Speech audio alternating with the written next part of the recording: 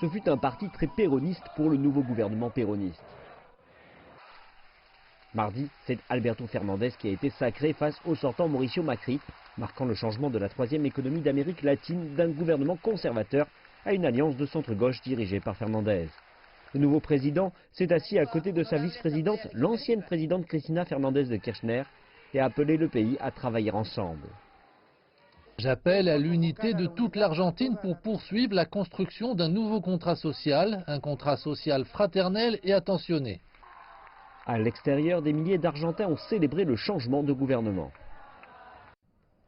Et c'est l'euphorie ici alors que le parti péroniste est de retour au pouvoir. Le nouveau gouvernement est confronté à une mission urgente de contenir la crise économique et sociale en Argentine qui a vu la croissance de la pauvreté de plus de 40%. Il y a aussi des inquiétudes quant à une imminente crise de la dette. Fernandez hérite d'un pays qui, selon lui, a une dette virtuelle. L'économie est en récession. L'inflation devrait atteindre 55% d'ici la fin de l'année. Il y a une hausse du chômage et de la pauvreté.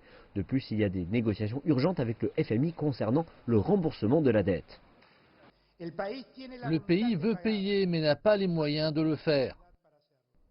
Résoudre la question du paiement de la dette argentine aura un impact sur les dépenses sociales du nouveau gouvernement, mais les partisans demeurent optimistes. J'ai beaucoup d'espoir. Je pense que ce gouvernement nous donnera de la dignité. Ils nous donneront la chance d'étudier, de trouver un travail et de nous développer, et aussi d'aider les gens à sortir de la pauvreté. Il y a 40% de citoyens pauvres dans le pays. Nous avons confiance et sommes pleins d'espoir. Nous savons que ce n'est pas facile et nous tenterons de réparer cela. Les péronistes ont toujours sauvé le pays, ce sont toujours eux qui nous relèvent. Fernandez est à la tête d'une alliance péroniste qui inclut différentes factions du mouvement, dont l'ancienne présidente Cristina Fernandez, qui demeure une figure controversée.